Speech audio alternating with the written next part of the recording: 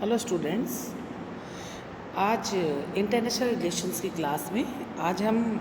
Non alignment movement या हिंदी में जिसे हम गुटनिरपेक्षता की अवधारणा के नाम से संबोधित करते हैं उस पर चर्चा करेंगे। हम ये देखते हैं कि सेकेंड वर्ल्ड वार के बाद जो इंटरनेशनल पॉलिटिक्स है, जो भी इंटरनेशनल सिनेरियो है, इसमें चेंज लाने में गुटनिरपेक्षता या नॉन अलाइनमेंट का एक बड़ी इम्पोर्टेंस है। और जो ये गुटनिरपेक्ष आंदोलन है, ये कोई संयोग मात्र या अचानक से प्रस्तुत हुई हुई कोई अवधारणा नहीं है। अभी तो ये मानना है कि ये एक बहुत सुविचारित बिल्कुल प्लान तरीके से बनाई गई एक अवधारणा या कॉन्सेप्ट था, और जिसका उद्देश्य जो भी राष्ट्र नए नए स्वतंत्र हो रहे थे सेकेंड वर्ल्ड वार के बाद, उनकी स्वाधीनता की रक्षा करना था। और साथ ही देना था कि जो अभी ये राष्ट्र स्वतंत्र हो रहे हैं, पुनः किसी युद्ध की स्थितियों में नहीं उलझ जाए, इसकी संभावना को भी रोकना था। साथ ही साथ एक बहुत जो इम्पोर्टेंट धारणा इस अवधारणा के बीच में काम कर रही थी कि जो साम्राज्यवाद और उपनिवेशवाद से जो भी ये राष्ट्र स्वतंत्र हो रहे हैं, इनको जो उस समय के जो शक्तिशाली गुट हैं, उनसे इनको दूर रखा जाए, और उन गुटों से दूर रख करके ही हम इनकी स्वतंत्रता को सुरक्षित रख सकते थे। तो और इस प्रकार आज हम देखते हैं कि एशिया, अफ्रीका, लैटिन अमेरिका के अधिकांश देश गुटनिरपेक्ष होने का दावा करते हैं। और आज निर्गुट आंदोलनों के जो भी है, गुटनिरपेक्ष देशों की जो भी संख्या है, वो निरंतर 120 के आगे निरंतर रूप से बढ़ती ही जा रही है। कुछ छोटे छोटे राष्ट्र हैं जैसे आर्मेनिया, अज़रबैजान,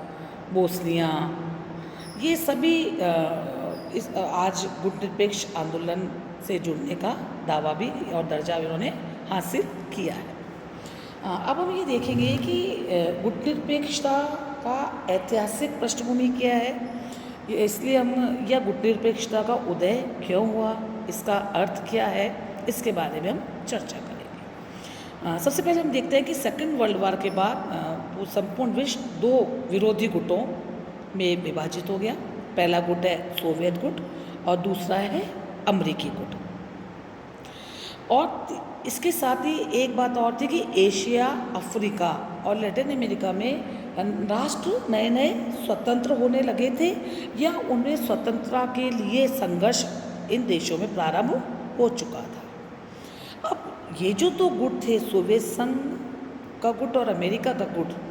ये दोनों ही गुट इन नवोदित राष्ट्रों पर तरह तरह के प्रेशर्स डाल रहे थे, ताकि उनको तरह तरह के प्रलोभन भी दे रहे थे ताकि ये इनके गुटों में शामिल हो जाए। लेकिन एशिया के अधिकांश राष्ट्र जो थे, वे इन पश्चिमी देशों दोनों की भांति किसी भी गुटबंदी में विश्वास नहीं कर रहे थे। वे नहीं तो सोवियत संघ के साम्यवाद और न ही अमेरिका के पूंजीवादी अवधारणा या व्यवस्था को, दोनों को ही वो अस्वीकार करते थे। क्योंकि ये जो नए नवोदित राष्ट्र एशिया, अफ्रीका, लैटिन अमेरिका के, ये अपने आप को किसी भी इज्म या वाद के साथ नहीं जोड़ना चाहते थे। इनका ये मानना था कि ये जो भी दो गुटों से जो भी पृथक राष्ट्र हैं, ये एक थर्ड फोर्स के रूप में यूनाइट हो सकते हैं, और जब ये गुटों से दूर रहेंगे तो पूरा एक ये जो इसे पूरा एक इंटरनेशनल सिनेरियो में एक संतुलन बन जाएगा, एक ऐसी स्थिति आ जाएगी बैलेंस की, जो अंतर्राष्ट्रीय सहयोग, अंतर्राष्ट्रीय शांति में सहायक होगी। अब हम ये देखते हैं कि इन नवोदित राष्ट्रों की जो गुटों से अलग रहने की नीति है, जिसको हम गुटनिरपेक्षता या नॉन अलाइनमेंट के नाम से संबोधित करते हैं, ये एशिया के नवजागरण की प्रमुख विशेषता है। और अब देखते हैं कि 1947 में जब भारत स्वतंत्र हो रहा है, और स्वतंत्रता के पश्चात उसने भी इस नीति का पालन करना शुरू कर दिया, और उसके बाद अनेक देश, एशिया के अनेक देशों ने इस नीति में अपनी आस्था व्यक्त की। इसी प्रकार अफ्रीका के जो देश स्वतंत्र हो रहे थे, वो भी अपने इसी नीति का अवलंबन उन्होंने करना प्रारंभ किया। भारत में हम देखते हैं इसकी शुरुआती जो आधार भूमि जो तैयार करी, वो जवाहरलाल नेहरू के हुई के उनके नेतृत्व में हुई। मिस्र के राष्ट्रपति नासिर और युगोस्लाविया के मार्शल टीटो, इन तीनों ने ये जो एक पॉलिटिकल पोलराइजेशन था थर्ड पावर के रूप में, इसको काफ़ी, जिसको हम थर्ड वर्ल्ड या तीसरी दुनिया भी कहते हैं, इसको मजबूत बनाया। यानी कि जवाहरलाल नेहरू, राष्ट्रपति नासिर और मार्शल टीटो, ये तीनों वो एक प्रमुख हमारे लीडर्स रहे हैं इस थर्ड वर्ल्ड के, जिन्होंने नॉन अलाइनमेंट किया का जो कॉन्सेप्ट है इसकी आधारभूमि तैयार की।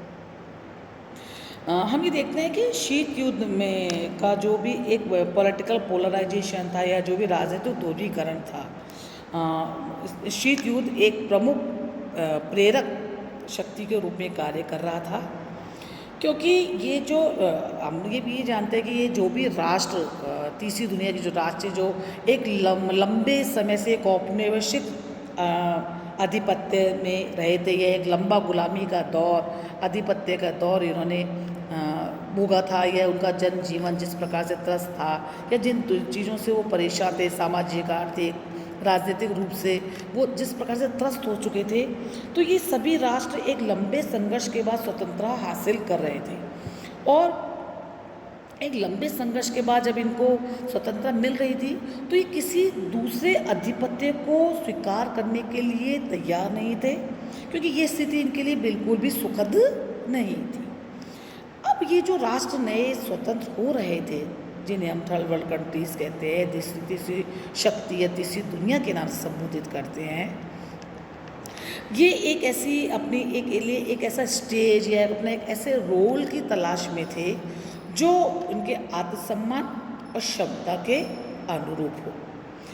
सबसे पहले हम देखते हैं कि इनकी क्षमता के स्तर पर, कैपेसिटी की क्षमता के स्तर पर कोई भी एक राष्ट्र अपने इंडिपेंडेंट रूप से उसके लिए संभव नहीं था कि वह अपने आप को गुटों से दूर रख सके और अपने आप को सुरक्षित भी रख सके, और अंतर्राष्ट्रीय जो उसको सुविधाएं या अंतर्राष्ट्रीय जो भी सहूलियतें मिलती है वो भी मिलती रहे। तो क्षमता के स्तर पे तो कोई भी एक राष्ट्र एक ऐसी स्वतंत्र भूमिका अर्जित नहीं कर पा रहा था। लेकिन और अगर हम आत्मसम्मान की दृष्टिकोण से देखें तो एक अंतर्राष्ट्रीय भूमिका के लिए ये कलेक्टिव रूप से अगर ये सभी राष्ट्र जुड़ते हैं कि इनका आत्मसम्मान भी बना रहे, इनकी ये लोग स्वतंत्रता भी सुरक्षित रहे, उसके लिए इनको ये था कि इनकी व्यवस्था बैठ सकती थी। तो ये स्वतंत्र और सामूहिकता का जो एक ये जो कॉम्बिनेशन था, या जो एक ये मेंटलिटी उस समय नवोदित राष्ट्रों में तैयार हुई थी, इसने गुटनिरपेक्षता की वैचारिक और राजनीतिक नींव रखी, और जो शीत युद्ध का जो तात्कालिक राजनीतिक वातावरण था, इसने इसको गति भी प्रदान की। तो ये एक ऐतिहासिक स्थिति है जो गुटनिरपेक्ष आंदोलन की हम देखते हैं। अब इसके अर्थ पे चर्चा करें गुटनिरपेक्षता के कि इसका मीनिंग क्या है, तो हम देखते हैं कि गुटनिरपेक्षता की अवधारणा पिछले लंबे समय से चली आ रही है, और यूनाइटेड नेशंस के जो भी 2/3 देश है वो इससे जुड़े हुए हैं। लेकिन फिर भी हम ये देखते हैं कि इसके मीनिंग को लेकर के इसके अंदर बहुत सारी अलग अलग बातें हैं। कुछ लोग इसके सही अर्थ को समझ नहीं पाते हैं, इस बात को लेकर के अलग अलग दृष्टिकोण भी बनते हैं। तो हम ये देखते हैं कि ये शब्द सबसे सर्वप्रथम जवाहरलाल नेहरू ने इस शब्द को गढ़ा था, लेकिन वे भी इससे बहुत ज़्यादा खुश नहीं थे, क्योंकि उनका ये मानना था कि ये जो गुटनिरपेक्षता शब्द है इसमें एक नेगेटिव या निषेधात्मक ध्वनि आती है। जबकि हम देखें तो गुटनिरपेक्षता को हम अप्रतिबद्धता, असंबद्धता, तटस्थता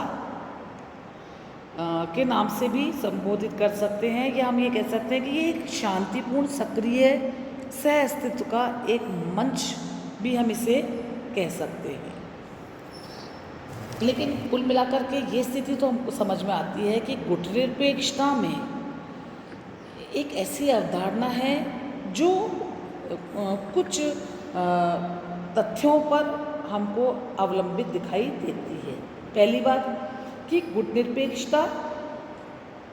जो राष्ट्रों के बीच में संधियाँ, मैत्री संधियाँ, ये गुटों में ये जो नवोदित राष्ट्र किसी भी संधि, किसी भी गुट किसी भी अलाइनमेंट या किसी भी अलायंस के साथ में जुड़ने को तैयार नहीं थे।